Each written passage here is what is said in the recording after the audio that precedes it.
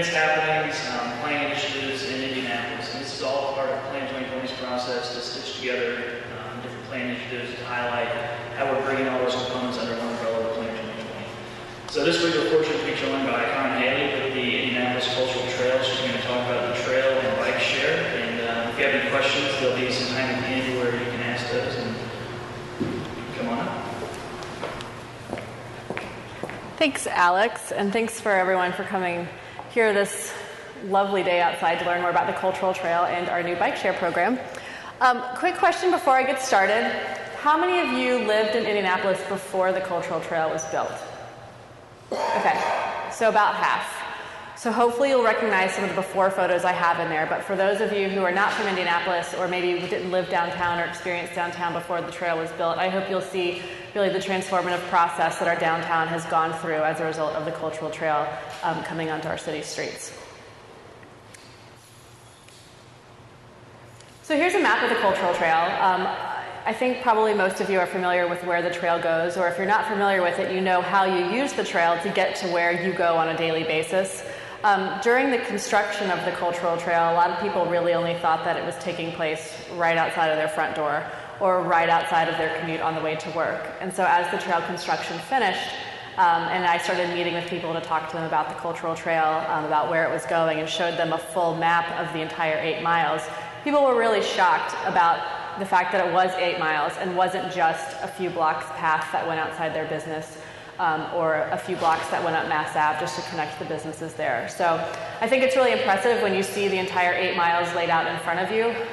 Everyone knows it goes down to Fountain Square, goes up to Mass Ave, goes over to White River State Park, but until you really see the full impact that the trail makes, it's really hard to appreciate until you see how big and how vast it is, which you can see on our map.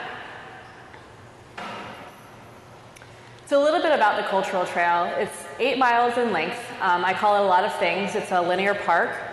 It's a bicycle and pedestrian superhighway. It's definitely become that over the last few years. It is the downtown hub for the Central Indiana Greenway system. The Cultural Trail connects to the Monon Trail up north. It connects to the White River Trail on the southeast corridor in White River State Park, and it connects to the Pleasant Run Greenway through the cycle track down in Fountain Square. As the Pogues Run Trail is going to be complete, it will also connect to the Pogues Run Trail. So it really becomes the connector for all the greenways as they come into downtown. It also connects to the city's bikeways that intersect downtown as well, Capital, Illinois, New York, and Michigan, and again, that cycle track down on Shelby Street in Fountain Square. Cultural Trail was started as a way to connect the downtown cultural districts. So probably 10, 15 years ago, the city undertook an effort to really brand the cultural districts in downtown Indianapolis and actually extended up to Broad Ripple. It's the 6th cultural district in Indianapolis.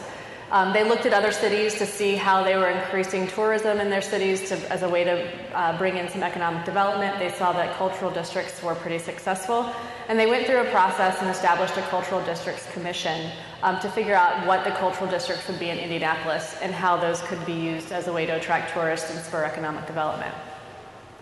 During the same time that the Cultural Development Commission process was going on, one of their cultural development commissioners, Brian Payne, who is the current president and CEO of the Central Indiana Community Foundation, had a young child.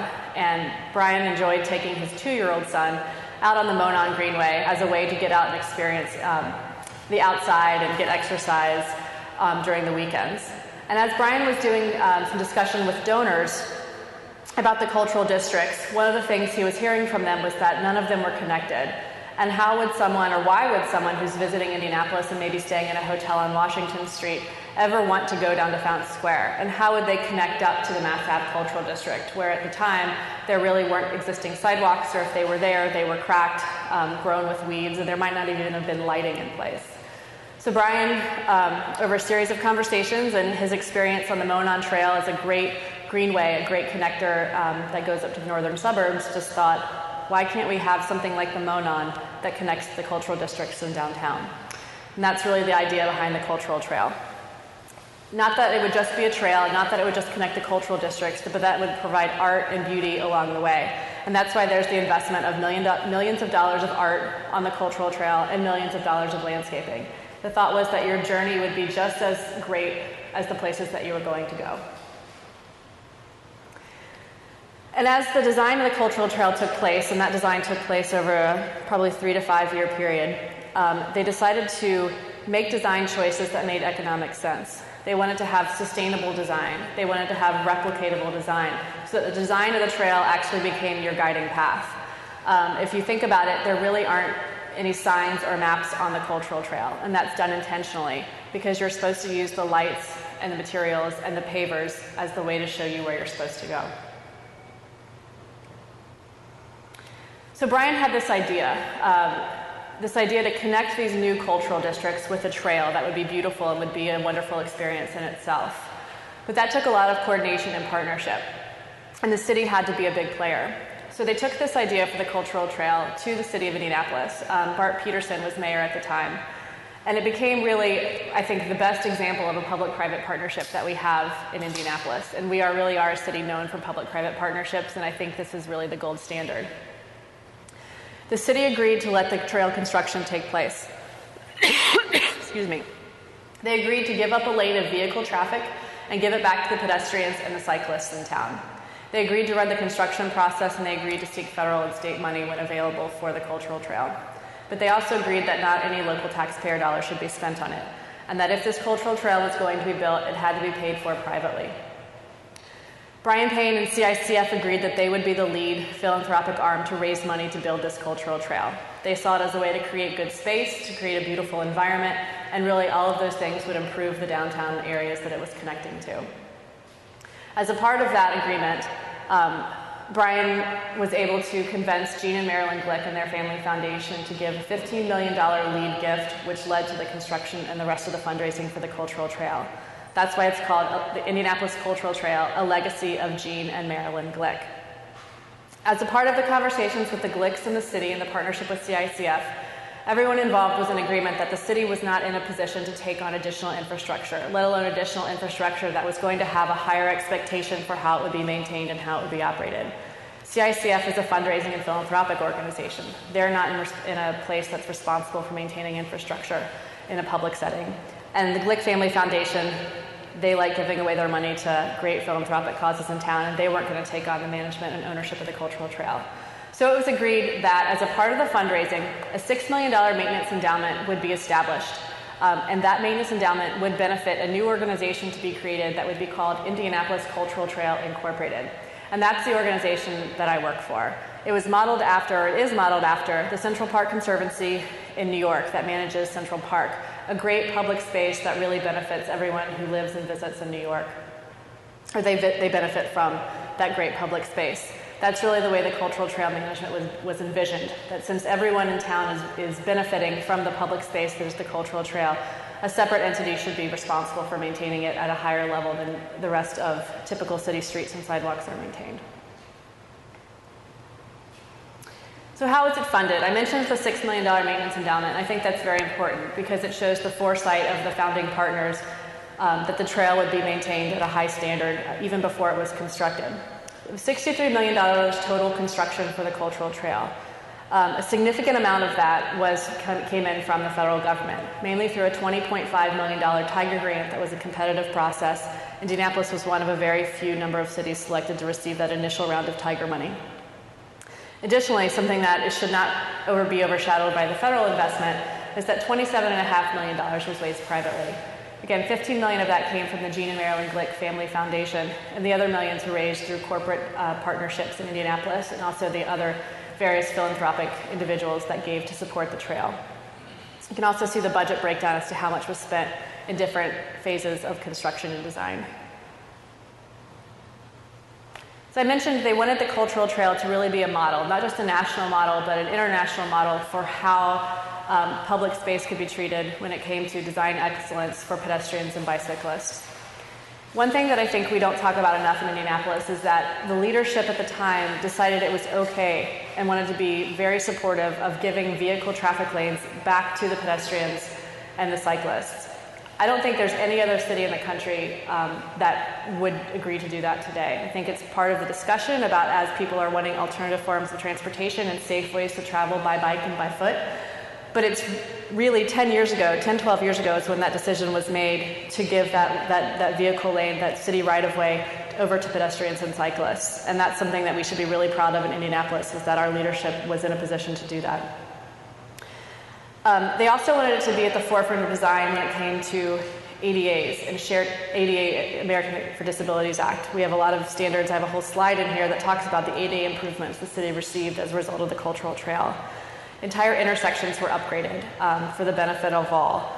We have these great vibrant crosswalks that really stand out for the cultural trail and really have served as a model for other new crosswalks in the city to, again, draw attention to bikes and pedestrians that are in this shared space with vehicles. And the cultural trail brought lighting in downtown to areas that did not have lighting before. So from a safety aspect, people feel safe traveling on the cultural trail 24 hours a day because there is lighting. Again, for those of you who lived here before the cultural trail was built, you'll probably recognize some of these photos, but for those of you that have not been here, you'll really be able to see the dramatic impact that the trail has had on our downtown. This is on Alabama Street, just a block or so north of where we are right now, outside of the old O'Malley's, the new marsh. Not the new marsh, but the other downtown marsh. Here's what Alabama Street looked like before the cultural trail. You can see lots of traffic lanes, vehicle parking, a nice sidewalk, some trees. This is what the designers thought from an architectural standpoint the rendering would look like. So you can see how much space is given to bicyclists, pedestrians, the buffer between the vehicles and the bicyclists, which again helps with the safety factor. That's what the architect thought it would look like. And that's what it looks like today. Actually, that was a few years ago. So the landscaping there has really blossomed over the past few years. But you can see, again, comparing that before and after shot, how different the street looks when you give a protected bike lane and protected pedestrian lanes over to people and take them away from vehicles. There's also bike parking in this photo. There was no bike parking in that first photo. Here's another example of an overhead view of what the trail looks like. You can see we have really wide streets in downtown Indianapolis. I'm not a planner, I'm not an engineer, but I'm sure there was a reason for that many years ago when the city was designed. But now, as people want to be connected by bikes, by nice sidewalks, by cultural trails, it allows us the flexibility to build in that infrastructure for the pedestrians and cyclists so that they can feel safe and protected from cars. I mentioned design excellence when it came to universal accessibility for all. If you haven't noticed, all of the PED signals, the pedestrian signal crossings on the cultural trail, are not only designed for someone who has typical ability to walk up, push the button, and can see when that light starts flashing for you to cross, but it also has an audible signal, so it allows people who are visually impaired to cross the street safely as well. And again, entire intersections got upgraded, not just the upgrades on the cultural trail side. The wide expanse of the cultural trail allows for safe passage between two wheelchairs to go side by side. It's also a great place for young families with strollers to walk. I think the cultural trail really is the only place in downtown, at least, that you can walk side by side, 2 or 3 strollers across, or again, 2 to 3 wheelchairs across. And that's really important in an urban center. Cultural Trail also is a big partnership with Indigo. All of the Cultural Trail intersects with the downtown Indigo bus routes, again, providing that connectivity and that safe last mile of commute for people who travel by bus. It provides them a safe and protected way for them to either get on their bike when they get off the bus or to safely walk to where their destination is. Bus shelters were also added as a result of the Cultural Trail, as were bike racks. If you think about bike parking in downtown, I think we all agree that those who use bikes on a regular basis, that there should always be more bicycle parking downtown. But imagine it without 100 bike racks that the Cultural Trail added. We would really be looking for bike racks, and the parking folks would be, I think, dismayed at how many bikes would be attached to parking meters if we didn't have the bike racks that the Cultural Trail added to our downtown landscape. Cultural Trail also improved a lot of the stormwater functions in downtown. As a lot of people are aware, we have a combined sewer overflow problem that the city and Citizens Energy Group, Citizens Water Group, is working very hard to fix right now. But one way that the Cultural Trail is helping with that solution, it's the first place that the city allowed stormwater planters, which are natural ways to treat stormwater on the surface so that they don't even have to enter the combined sewer system. Stormwater planters are filled with native plants. They're designed to soak up a lot of water. They're drought-tolerant plants, so they're able to thrive year-round, and they help treat and filter the stormwater naturally on the surface without having to go to the wastewater treatment plant. Again, the city piloted these on the Cultural Trail, and now you see them in several areas. They're down by the Alexander Hotel. and they're being developed in other city infrastructure projects. Again, looking at that impact of construction, look at just how big the space was that was under construction during the Cultural Trail. Again, this is right outside on Alabama Street. This was a major construction project for the city. People were inconvenienced for several years in different areas, but I think the result is a better connected downtown, a more thriving downtown, and a downtown that is more economically stable with all of the development that we've seen occur along the Cultural Trail. A couple more before and after photos. Here's the intersection, really half block north of here at Ohio and Alabama. Is that New York and Alabama, excuse me. Again, the before, we've got some sidewalks, some disappearing crosswalks, and then afterwards you have large pedestrian plazas for people to wait at which to cross the street. You've got really vibrant pedestrian crossings alerting the vehicles where they might intersect with bikes and pedestrians. And you've got the upgraded landscaping and again the lighting that is present all along the Cultural Trail.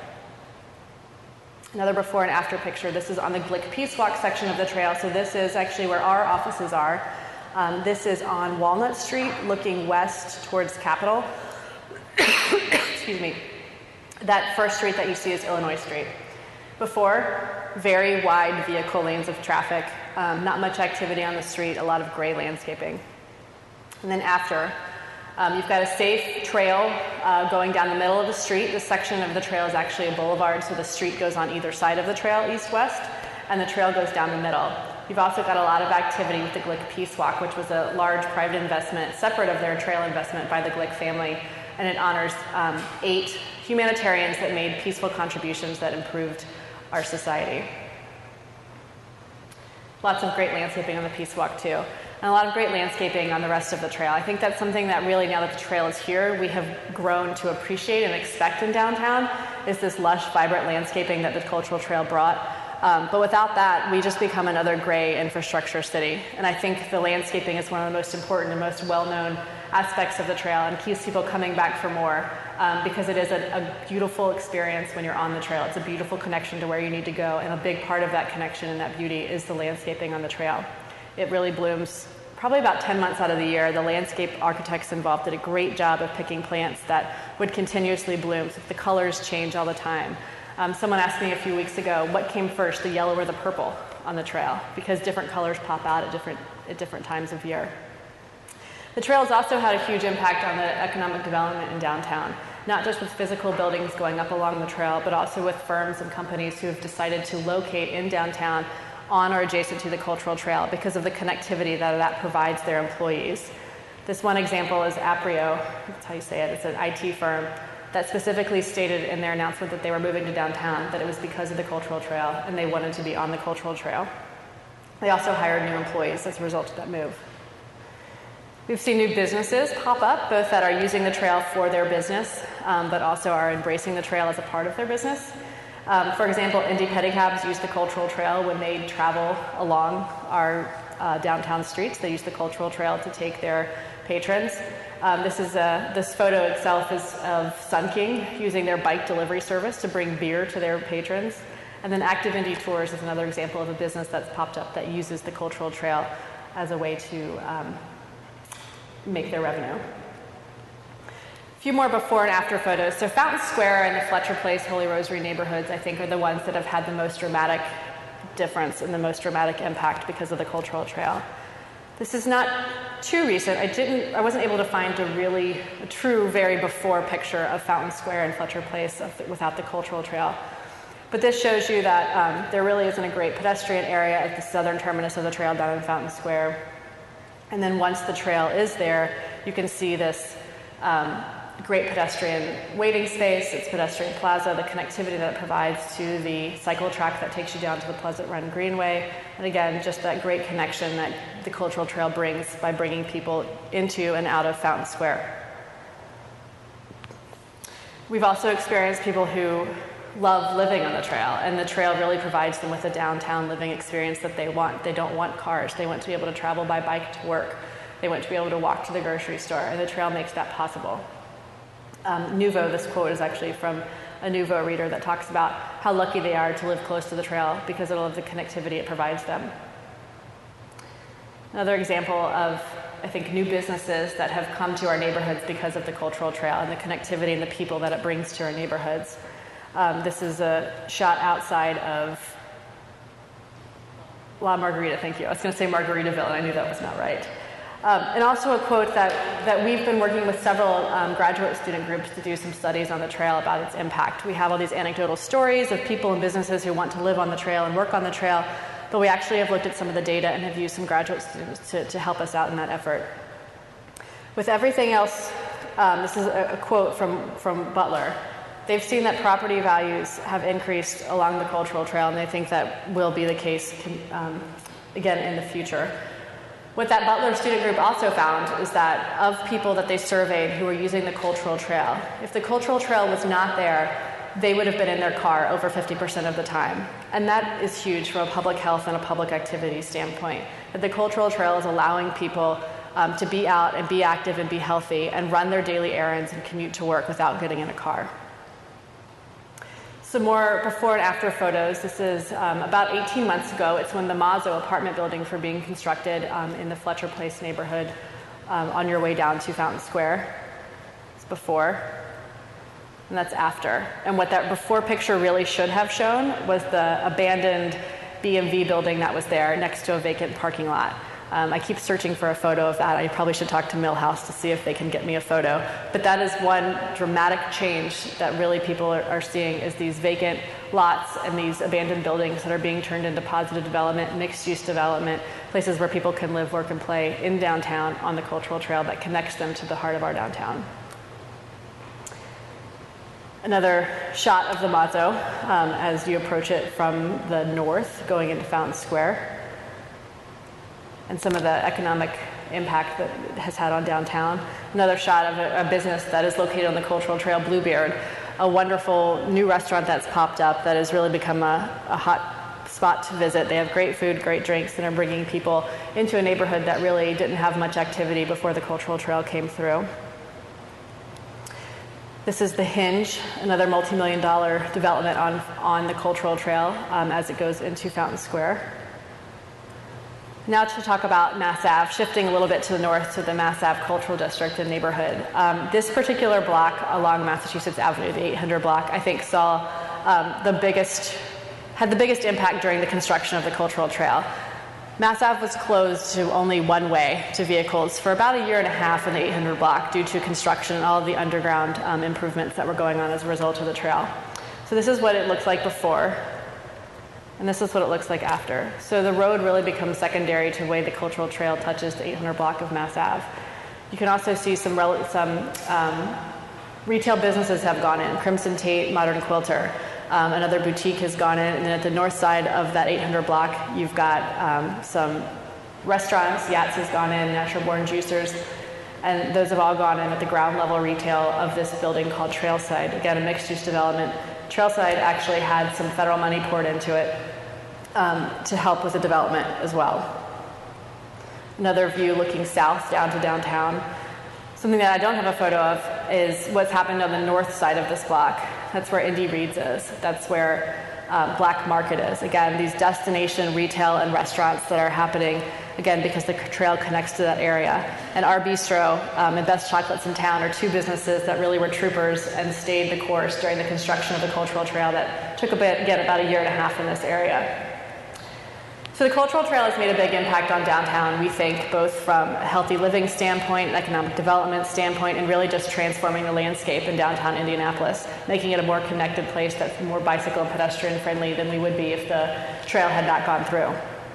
Something that we've done recently as Indianapolis Cultural Trail Incorporated is added Bikeshare into the mix. So now people who travel downtown, whether they live downtown, are visitors regionally or visitors from across the country, pretty much anyone can have access to a bike so that they can go out and explore downtown Indianapolis on the cultural trail, on our bike lanes, on our greenways, even if they don't have a bike with them when they get here. It really makes the trail universally accessible by bike for most people. And here's a map of our 25 bike share stations that are primarily located along the cultural trail. They stretch all the way to the north end of Mass Ave, down to Fountain Square. We get a few blocks off the trail when we go into IUPUI, but we really wanted to make sure that the students and the faculty and the medical community that goes over into that campus every day was able to access the cultural trail and the rest of our downtown by bicycle. I hope everybody has seen these Pacer Gold bikes that are infiltrating our downtown. If the weather's nice, especially on weekends, you really can find them everywhere. It's hard to look at somewhere and not find a gold bike in your view. A little bit about the timeline of the Indiana Pacers Bikeshare launch. The trail took about 7 to 8 years to construct, about 10 years total if you add the design and public input process that went along before the trail was constructed. Pacers Bikeshare was a little bit quicker. There was federal money involved with Pacers Bikeshare as well. We received through the city a congestion mitigation and air quality grant in the amount of $1 million because bikes take cars off roads. People can use the bikes and improve the air quality because they're not riding in a car. The RFP we issued because, again, with the public money, we wanted to make sure that we were publicly bidding the Bikeshare program. It was issued in December of 2011, and we awarded a contract in June of 2013 to a company called B-Cycle. B-Cycle is owned by Trek. That was pretty important to us because Trek is a very familiar name in the bike world. People who might not have been on a bike in years recognize that Trek is a trusted bike, and they know they're getting a good product when they get on a Trek bike. That's a pretty big time lag between when the RFP was issued and when we actually awarded the contract. And what we did, Bikeshare is still a relatively new industry. There's probably 40 to 50 Bikeshare programs throughout the country, but when we issued this RFP, there were about 3. So we took that year or so and really did some due diligence. Took some trips to see how other cities were embracing Bikeshare, what was working, what wasn't, what vendors they were using and why, to find out how you really set up the best system and best practices when it came to selecting the vendor that provided the equipment and also the technology that comes along with Bikeshare. We had a public input session that was really important to us when it came to selecting where these Bikeshare stations were going to go. We went into those public input sessions with about 75 options for where we felt Bikeshare could go in the downtown area, primarily along the cultural trail, and came out of that with 25 stations. And one of those stations really is a direct result of those public meetings. We got lots of great suggestions, and one in particular that really, we went, why don't we have one there?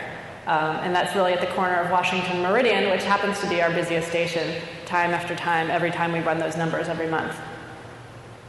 So there is value to getting the public involved and getting everyone's feedback when it comes to this public program that a lot of people use.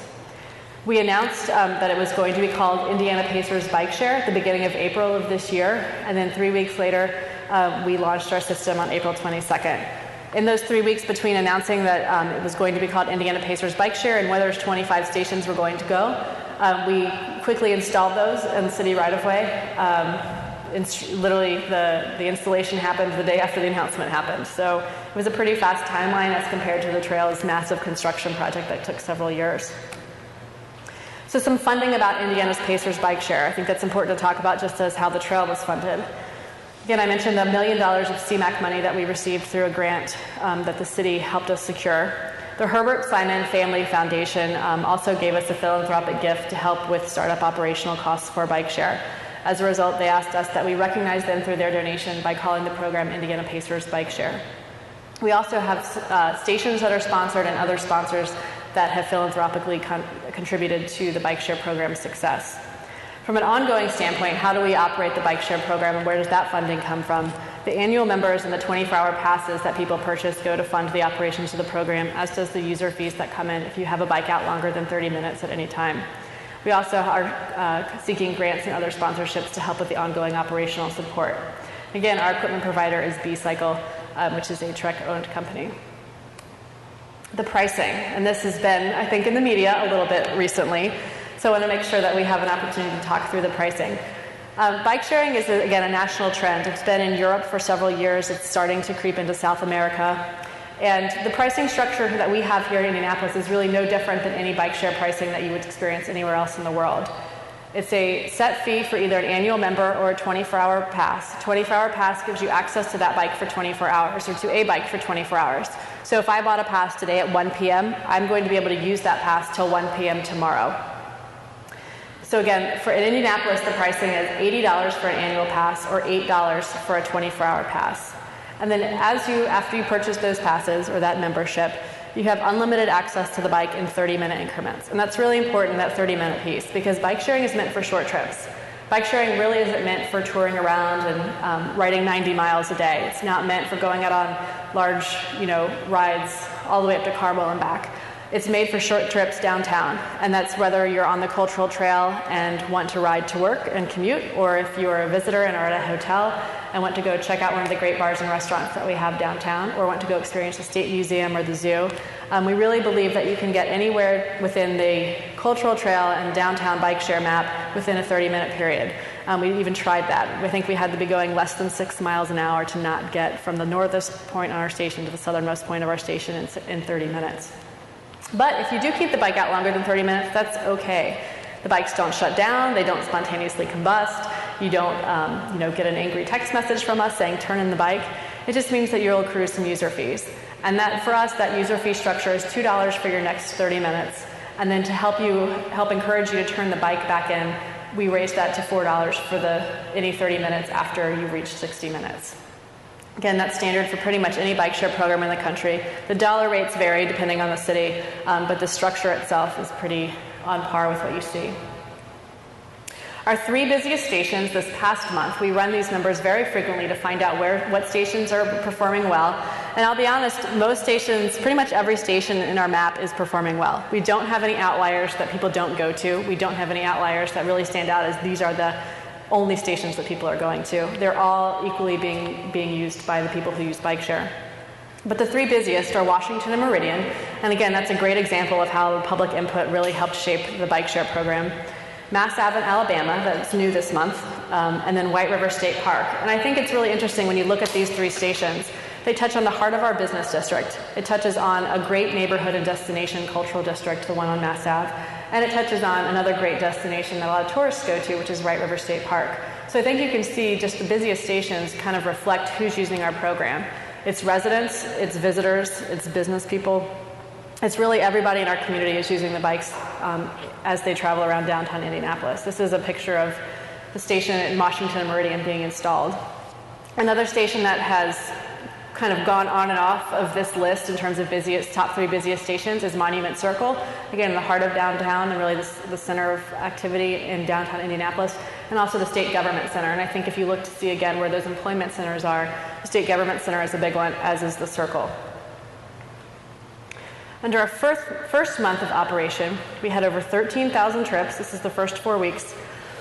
Excuse me. Each bike was taken or ridden 52 times in a month. We had 775 annual members, and that number was very, very important to us. We were basing our bike share usage. We had some goals, I think is a aggressive term for what we had. We had some projections based on what we'd seen in other cities with similar systems to our size. And based on those numbers, we really used Denver as a model. We thought we would be doing well if we had 800 annual members in the first year of operation. So when we ran our numbers and saw that we had almost 800 annual members during the first month, we were pretty excited. And I'll go through another slide that shows some updated numbers from our 3rd month of operations, and you'll see we've surpassed that goal. Our 24-hour passes purchased in the first 4 weeks were over 4,000. We were just really very pleasantly surprised and extremely excited about how the city embraced Pacers Bike Share and how people were using the bikes really to do everything from get exercise, to go to the grocery store, to commute, to hang out with friends. And we've even had a wedding party contact us to see if they could use the bikes as a way to travel from their wedding to the reception. So it's been really fun. The average trip time in the first month was 17 minutes. We just surpassed our 3-month mark at the end of July. So these numbers are updated to reflect our first 3 months of operation. Over 46,000 trips on a bike were taken. We have over 1,200 annual members, and over 14,000 24-hour passes have been purchased by individuals. The average trip time has changed a little bit. It's gone down to 15 minutes now that we've been in operation for a few months. And I think it's interesting to look at the time that people are spending on the bikes on an average trip has gotten lower. We really don't have people who are taking the bikes out for hours at a time.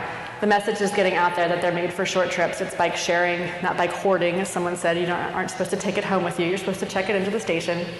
And I think that's catching on. We're really seeing how people are helping people. And if a downtown resident is seeing someone maybe walk up to a kiosk and they kind of are looking at like, do I want to do this? Do I not want to do this? We've seen people walk up to them and help them walk through the process of how to check out a bike. We've had people who find personal items in the bike baskets and they call us and say, hey, I found a cell phone. Has anyone asked if the cell phone is missing? So it's an example, I think, we're really seeing how people are good at heart and are helping people as they're riding on the bikes. We just also passed another big milestone. We had our 50,000th ride at the end of July. It's very exciting to have 50,000 people take trips on the bikes in just over 3 months. With that's a lot of information about the Cultural Trail, kind of some background, a little bit of information about our latest program, Pacers Bikeshare, and I'd be happy to open it up to any questions that you might have. Oh, come on, someone's got a question. Yes, sir. I guess my first question is about the taking away lanes from the roads. I'm sure that was a little bit controversial, and I wonder if traffic studies were done before or now after to look at the average daily, traffic on those streets now, whether it's actually reduced it, if cars are moving other places, and whether there's information now to justify taking lanes in other places. It doesn't hurt. A great question. I was not involved with the beginning stages of the trail. I was hired about the last year that construction was wrapping up. I do know DPW did, and I'm sure other city departments were involved in these studies, but they did traffic counts and traffic studies on all the streets that were impacted by the Cultural Trail. They did that, one, to help define what the route would be. As I mentioned, the route changed several times for the Cultural Trail during the design and public input process that took place probably 2004 to 2005. And I'm sure traffic counts were taken into account as to when they decided what the final route would be. I know for the segment of the trail that goes down to Fountain Square along Virginia Avenue, that segment itself was funded fully by the Tiger Grant, and a lot of both pedestrian and vehicle counts had to be done prior to that construction or that grant being received. And as a part of the follow-up, there's pedestrian counts that have to be taken afterwards. I will say, in the intersection of College and Virginia Avenue, when they were doing bike ped counts before the grant, so that as a part of securing the grant, I think it was in an 8-hour period, they counted 4 pedestrians crossing that intersection.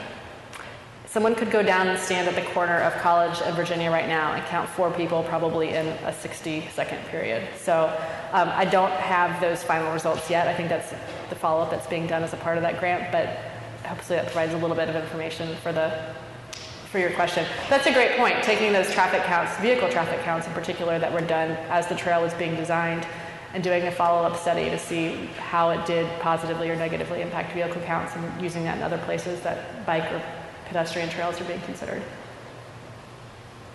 Yes, sir? How long do you anticipate all the Cultural Trail infrastructure lasting before it'll need a full-scale replacement? That's a really good question. So the pavers of the trail were designed for 50 years in duration. That's not to say that they don't get banged up and damaged just by regular wear and tear. We actually do have quite a lot of pavers in a warehouse that we can replace those on a needed basis.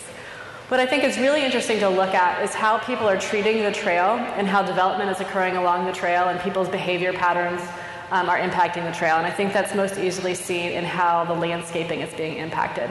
So for example, at a lot of places on the trail where a driveway intersects the trail, I think we could improve that by putting maybe some sort of hardscaping treatment in those corners and those curb cuts and those bump outs, because just out of chance, and big vehicles go in there and they make that turn a little bit tight, and then they run over the landscaping.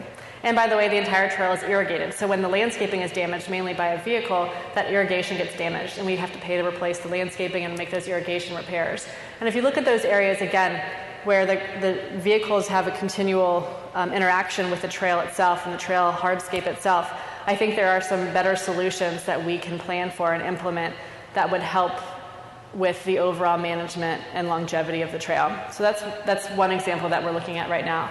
I also think, as you see, again, people's travel habits, and while there might be a great, concrete sidewalk connecting you from the trail to a building entrance, you have to be honest, people take the path of least resistance, and they go the quickest way from point A to point B, and they might not walk to where that designed, sidewalk connection is.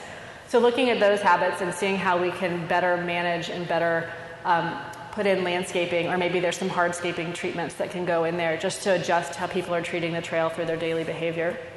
So how long will it last? I hope the majority of the pavers last 50 years, but I think the maintenance endowment that we have goes directly into maintaining that trail. Whether it's the landscaping, whether it's repairing the lights, we do repair all of the electrical needs on the trail. We have electricians that do work for us, we have landscape maintainers, and something that I haven't mentioned before is that we clear the trail of snow and ice whenever that happens, usually when it's cold, obviously. So for us, that is something that keeps the trail active and keeps people on the trail and experiencing the trail 12 months out of the year. We think that's something we're really proud of, that we clear the trail of winter weather. It allows people who might not have another way to get to work, use the trail. We have some great photos of people in wheelchairs using the trail last winter, which was just brutal, with snow piled up on either side of the trail, and they had a clear path to get to where they were going. Same with cyclists. We had countless emails from cyclists thanking us for clearing the trail because that was their commute into work, or that was how they got their groceries. So those are some of the regular maintenance issues that we experience. So I know the landscaping is not going to last 50 years. I mean, that obviously has a lifespan, but looking to see how we can perfect the trail now that it's been on the streets for several years. We've got a lot of lessons learned.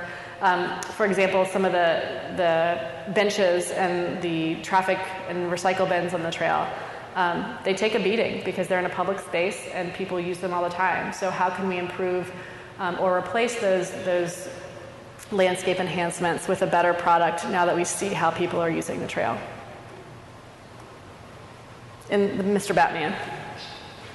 My question is related to his.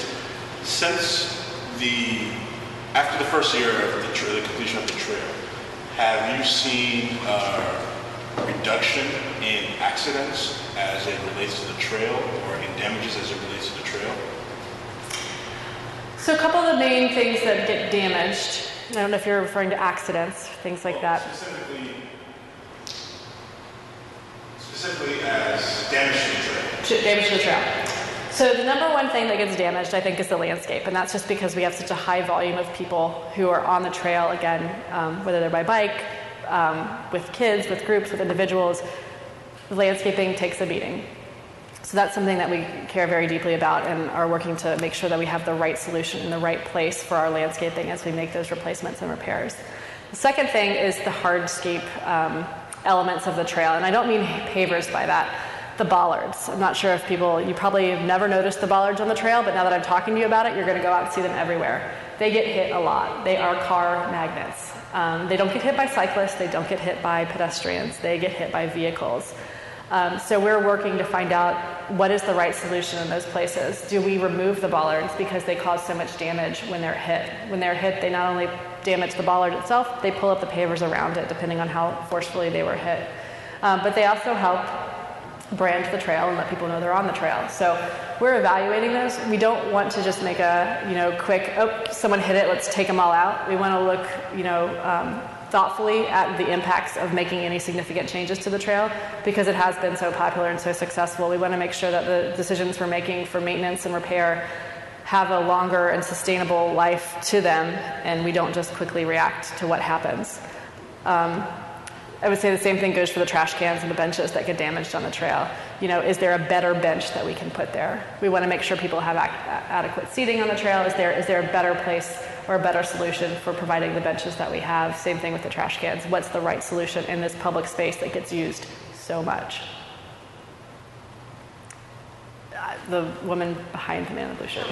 I was wondering if there's going to be the same type of maintenance for the Bikeshare, seeing us in the winter. Yeah, so Bikeshare will be accessible 12 months out of the year, and one of the reasons why we think people will still ride bikes in the winter is because we clear the trail of snow and ice. So we provide this safe, protected bike pathway and pedestrian pathway for people to experience on the Bikeshare 12 months out of the year. We'll also do snow removal around the Bikeshare stations so that the Bikeshare stations are accessible 12 months out of the year. It does no good to have a fleet of bikes out and 12 bikes available if no one can get to them because of the snow. So we'll do that same maintenance. We have a great team of bike techs that are actually, they maintain the bikes, they move the bikes around, they bring them in for an overhaul about every 30 days. They clean the stations, they make sure they're free of graffiti. That's the other thing on the trail in terms of long-term maintenance. Graffiti is another issue. It's not a huge issue on the trail. I think people are respectful of the trail and the art that's on the trail, but we want it to continue to be a clean, pleasant public environment, and so we do remove graffiti as we see it. And when I say graffiti, I don't just mean spray paint. Stickers, stamps. You'd be surprised at the amount of things that get stuck to public infrastructure that we try to remove in a timely fashion when we see them.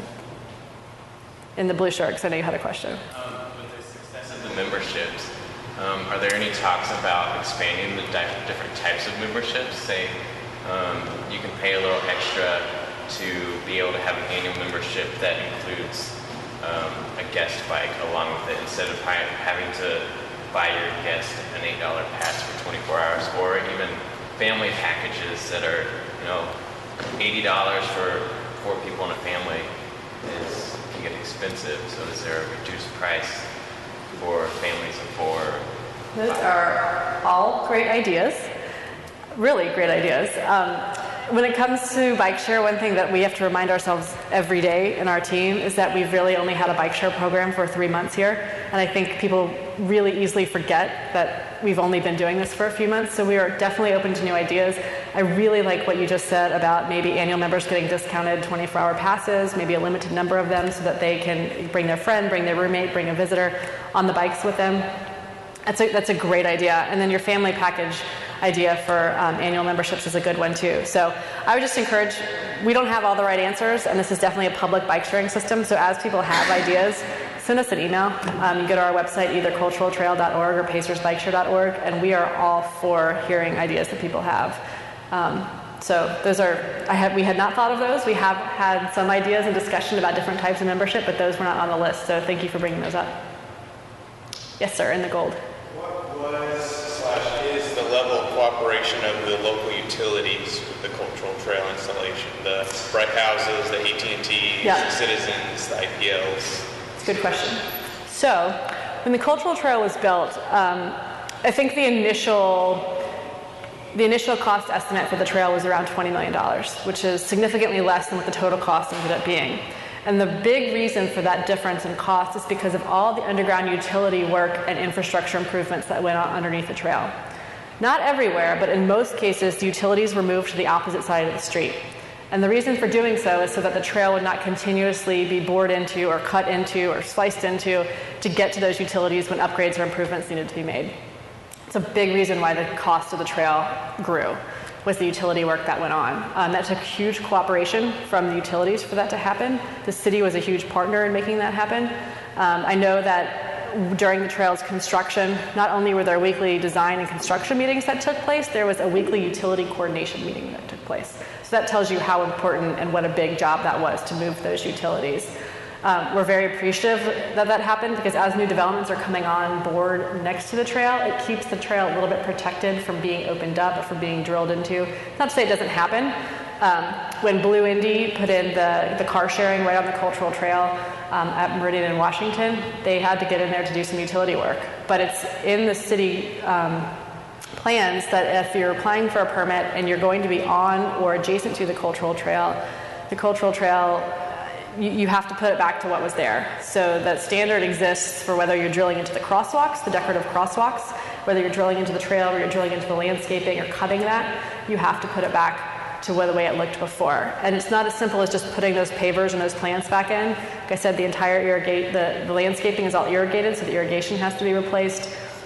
The pavers are on top of several feet of setting bed and asphalt and all of these engineering things that are there to make sure that it stays level and is a good travel surface. So those protections are, I think, going to help us preserve the trail, but there was a lot of coordination with the utilities to get those utilities moved as the trail was constructed. Yes, sir. I know it might be a little early in the process, but have there been talks about trying to expand or get new locations in other areas? For Bikeshare? For the Bikeshare, yeah. That is a popular topic of discussion. Yes, there are, and Every bike share program that we're aware of really has expanded after it launched on different timelines, meaning they don't happen immediately. But we have been approached by some property owners downtown about how they could get bike share at their location. During that public process that we went through before we decided where those 25 stations went, we heard from a lot of just outside of the downtown footprint communities. So if you think about 16th Street and Heron Morton, Old North Side, East 10th Civic Association, Garfield Park, a lot of those really downtown bordering neighborhoods that expressed interest in getting bike share. So do I think that will happen? I do, but I don't think it will happen in the next 12 months. We want to be sure that we are sustainable for a year-round period when it comes to our finances. We've been great, and the revenue's been coming in from the users on the bikes, and we've seen gold bikes everywhere all throughout these warm summer months. But since we are going to operate 12 months out of the year, we want to make sure that we can financially support that operation before we look at expanding outside of the footprint. Because it's not as simple as just adding a station because it's the right thing to do and because we know there's people who would use them. It has an impact on our operational costs, and so we want to make sure we expand smartly. Both from an accessibility standpoint, that people would use those stations, but also making sure that that doesn't have a negative impact on our operations. So for example, if some locations that have been suggested outside of those kind of outlier neighborhoods, Eskenazi Hospital, great destination with their common ground. I think people will be going over there to experience that great place that they created. We also have people going over there who are visiting their doctors, who are getting checked up and are being told you need to be more healthy and be more active to help with your health. But for us right now, just to put a station at Eskenazi Hospital, that leaves about a half to 3/4 mile gap between our other farthest west station and that new potential station at Eskenazi. So we've got to plan for and be very smart about how we put in kind of infill stations if we have this kind of outlier at Eskenazi. So that involves discussions with IUPUI, involves discussions with IU Health, with Eskenazi, with the School of Medicine to see how we make something like that work. So it's not just, one kind of outlier, it works with the whole system, which we think would be supportive and make the entire bike share system better for downtown and not just that one population that goes to or works at Eskenazi. That's just an example. Yes, sir. Is it possible, especially at the 3 busiest stations, to add docks onto those? You know a lot about Bikeshare. It's a good question. And I think when we first launched, so the way Bikeshare works, if you're not familiar with it, each station has a set number of docks. And really, we were limited physically. We had federal money that we used for the capital equipment when we launched put these first 25 stations on the ground. And there's very little right-of-way available in Indianapolis, in the public right-of-way. We really squeezed these stations in where we could make them work in great locations, in places that we knew people would go and want to start trips from. Once we started and had our first few weeks under our belts, we quickly realized, so let me back up for a second. So you have these docks, and when a station starts, you have it's probably about 3/4 full of bikes. So when we launched the system, each station didn't have them all full of bikes, the docks. They were about 3/4 full. And that's because you need a place for people to check in a bike and always a bike for someone to check out. Our biggest concern once we saw how popular the program was we don't have enough docks. It's not that we don't have enough stations or that our stations are in the wrong spots, but that what are we going to do if we just need to add more capacity to our current footprint? So that is possible as a way to expand the program just within where its current footprint is. Again, I don't think you'll see any docks being added until we have a few more months to see how the system just kind of fluctuates as the seasons change. But that is a very good solution for adding more capacity to a system.